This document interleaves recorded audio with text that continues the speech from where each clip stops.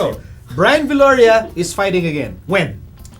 This Sunday, sa Mm. Philippine Saturday sa LA against Hernan Tyson Marquez, and it will be for the WBO Dalawa. and Dalawang WBA. title.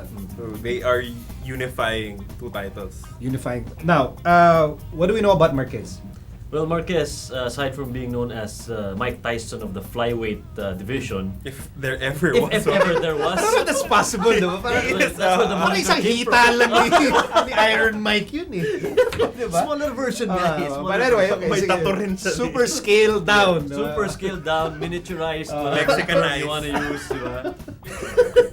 Mexicanized. Oh, well, okay. he's a hard hitter, Okay. and I think it's a perfect combination to the speed of Brian Villoria, which makes his fight very So ito yung interesting. parang contrasting style that, Yes. that will make it an exciting Yes. fight. But it will it cause problems for Brian? I don't think so, because if you look back at his last 3 victories against Miranda, Romero, and Segura, we're talking about a totally different Brian Villoria. If you go back a few years back, Remember we all gave up on I Villoria. think Come on, everyone did. let's admit it. Okay, we all gave up Yeah. on Brian Villoria at one point. because it got so bad at the time na everyone was contradicting his goals, kumbaga.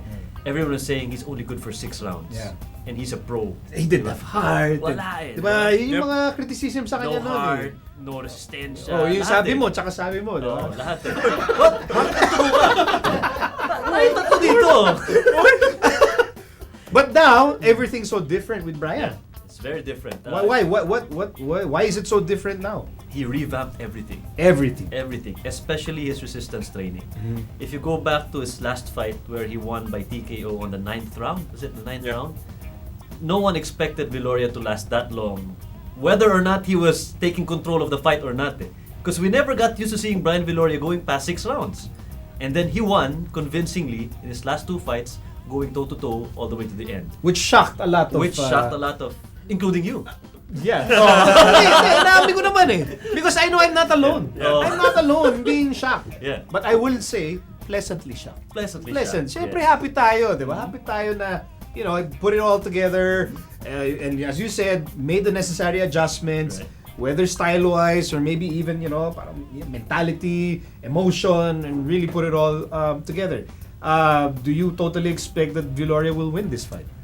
I expect him to win, but I don't think it'll be easy because Marquez came from the same thing. I mean, this was a guy who was losing left and right 4 or 5 years ago. I think he lost to Donaire once, badly at that. I think 4th round, 5th round knockout.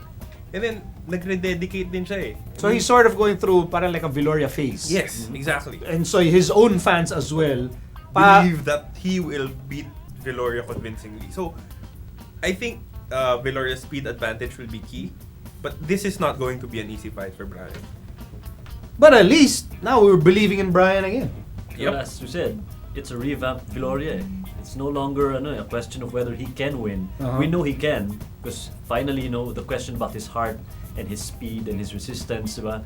Wala na yun sa equation eh. Now we're talking about a totally different fighter from the last 2 fights that we saw. Okay, you both of you raised the points of the contrasting styles.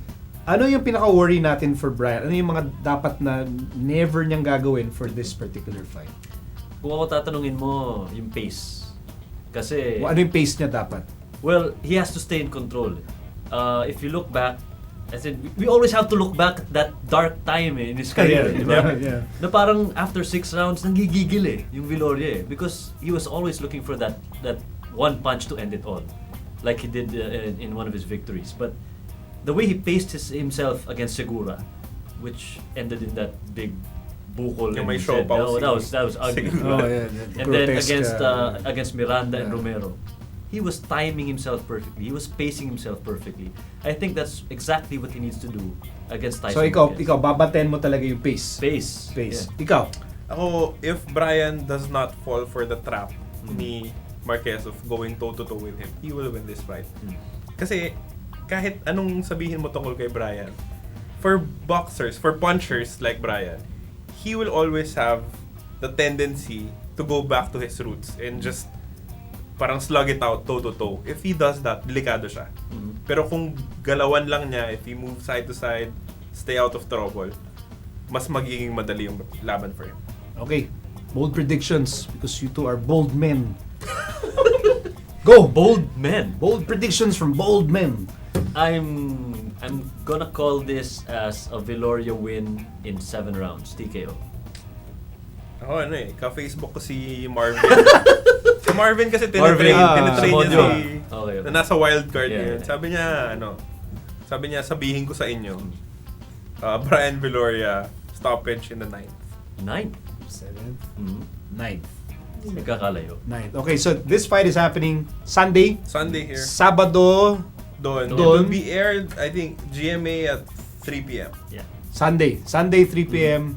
GMA Villoria versus Marquez. They both called it Villoria for the win.